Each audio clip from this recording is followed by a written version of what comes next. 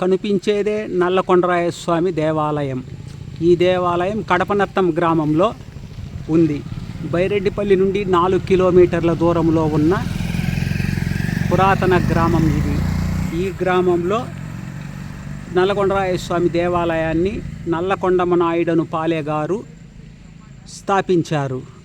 ఈ గ్రామాన్ని గౌరవాంబాపురము అని కూడా పిలుస్తారు.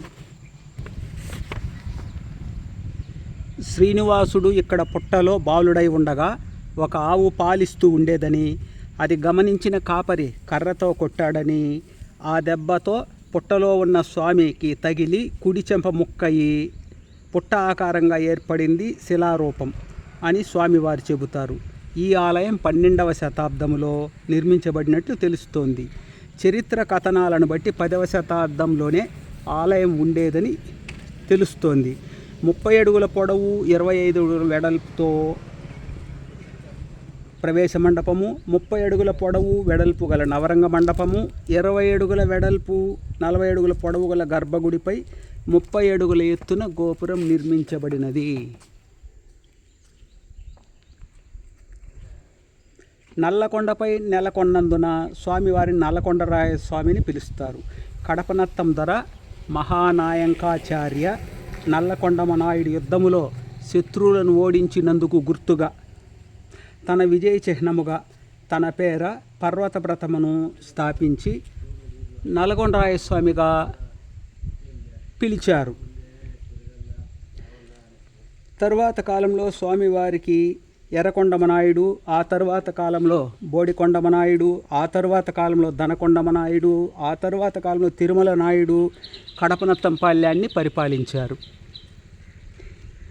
ఈ గుడిలో స్వామివారు బాలుడై దక్షిణాభిముఖంగా కొలువై పూజలు అందుకుంటున్నారు.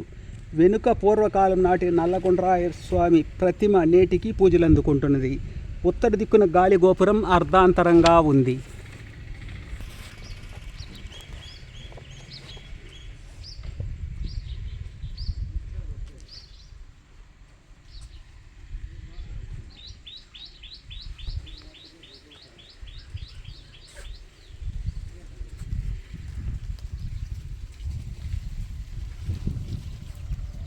పురాతన కాలము నాటి నాగదేవతలు.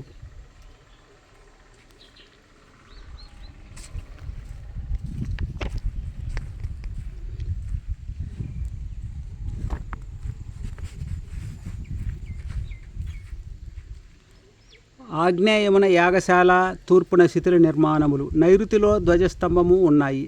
రాతి దీప స్తంభము తీసివేయబడినది. ఆవరణలో నాగదేవతలు, నవగ్రహాలు ఉన్నాయి. గుట్టపాదం వద్ద చిన్న ఆలయం ఉంది. ఆలయమునకు పశ్చిమాన వంకలో శిలాశాసనం ఉంది. చోళరాజుల కాలంలో నల్లపనాయులచే ఏకిల దొరలచే ఈ ఆలయం నల్లకొండపై పశ్చిమాన నిర్మించబడింది. అదే కొండపై తూర్పున నెల్లిపట్ల కొండపై గోవిందరాజస్వామి ఆలయం కూడా నిర్మించారు. దక్షిణ వైపున రోడ్డు పక్కన 66 అడుగుల పొడవు, అంతే వెడల్పులు కలిగిన కోనేరు ఉంది. త్రాగునీటికి 4 జాతులకు 4 కోనేరులు వేరువేరుగా ఉండేవి. వీధులు కూడా జాతుల వారి వేరువేరుగా ఉండేవి. గుడి ముంభాగమున కోనేరు బ్రాహ్మణులకు ప్రత్యేకించబడినది. 125 గోత్రాల కోమట్లకు ఒక కోనేరు ఉండేది. నలపనాయులు తమ రాజ్యంలో చాలా పెద్ద పెద్ద చెరువులు నిర్మించి తీర్థము, బైరెడ్డిపల్లి, నెల్లిపట్ల, కేలపట్ల, జగమర్ల ప్రాంతాలలో బలమైన కోటలు కూడా నిర్మించారు.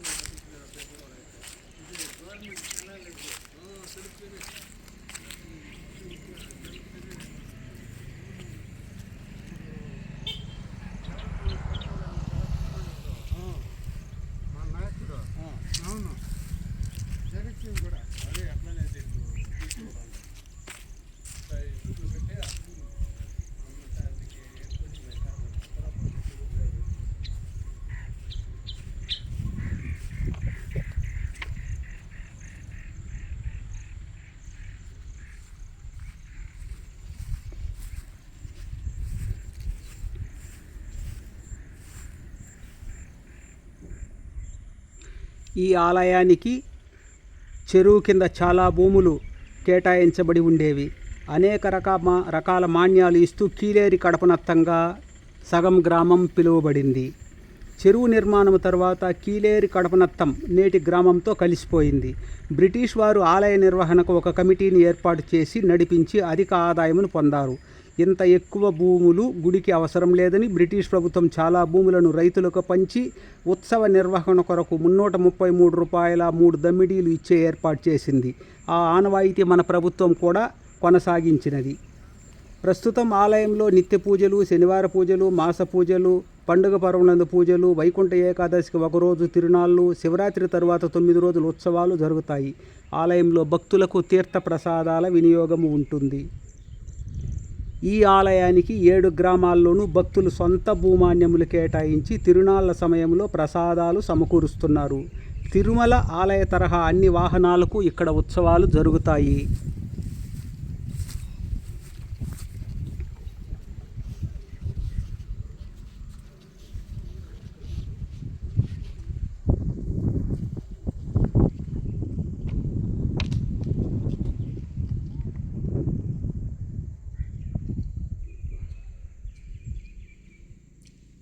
రథోత్సవము, పుష్పపల్లకి అత్యంత అద్భుతంగా జరుగుతుంది.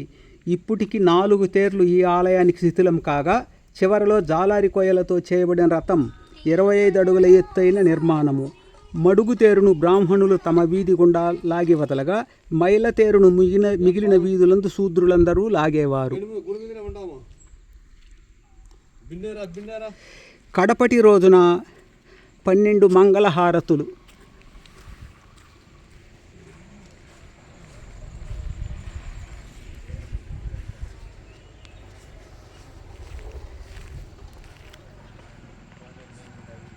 కడపటి రోజున 12 మంగళహారతులు ఇచ్చేవారు. గరుడు వాహనం పంచలోహాలతో చేయబడి, మిగిలిన వాహనాలు కలపతో చేయబడి ఉన్నవి. ధ్వజస్తంభమునకు రాగి రేకు తాపడం చేయబడి ఉండేది. వాటి రేకులు గ్రామంలో భద్రపరిచి ఉన్నవి. స్థల పురాణం ప్రకారం నాటకం వేస్తూ ఉండేవారు. స్థల పురాణ నాటక పుస్తకం అర్చకుల దగ్గర ఉందని చెబుతారు. గర్భగుడి లోపల గతంలో ఉన్న సొరంగ మార్గంలో కోడిపుంజును వదిలితే నెల్లిపట్ల దేవరకొండలో కోత వేసేదని జనవాడుక. ఈ మార్గం గుండానే కాపరి కంట కనబడకుండా ఆవు వచ్చి ప్రతిరోజు స్వామివారికి పాలిచ్చి వెళ్ళేదని భక్తుల నమ్మకం. ఈ స్వామిని బాల వెంకటేశ్వరునిగా కూడా పూజిస్తారు. ఈ బాల వెంకటేశ్వర ఆలయమునకు అనుబంధముగా తూర్పున నెల్లిపట్ల దేవరకొండపై గోవిందరాజస్వామి దేవాలయం నిర్మించబడినది.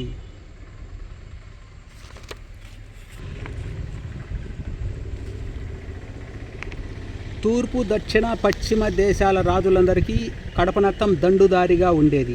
ఇటు తమిళనాడు, అటు ఆంధ్ర ప్రారంభం కారణంగా నలమనాయుడు రాజ్యంలోనికి ప్రవేశించే కడపగా తరువాత కాలంలో కడపనత్తముగా పేరు వచ్చినది. ఈ సంపన్నవంతమైన పాలెంను ఆక్రమించుకోవాలని సమీప రాజులందరికీ కోరికగా ఉండేది. తరచూ ఈ కోటపై దాడులు, యుద్ధాలు జరిగేవి.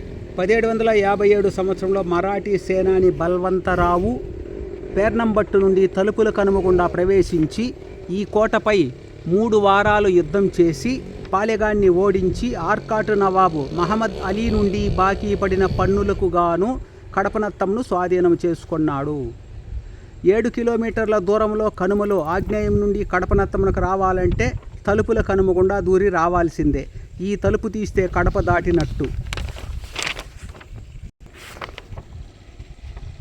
ఈ తలుపుల కనుమ దగ్గర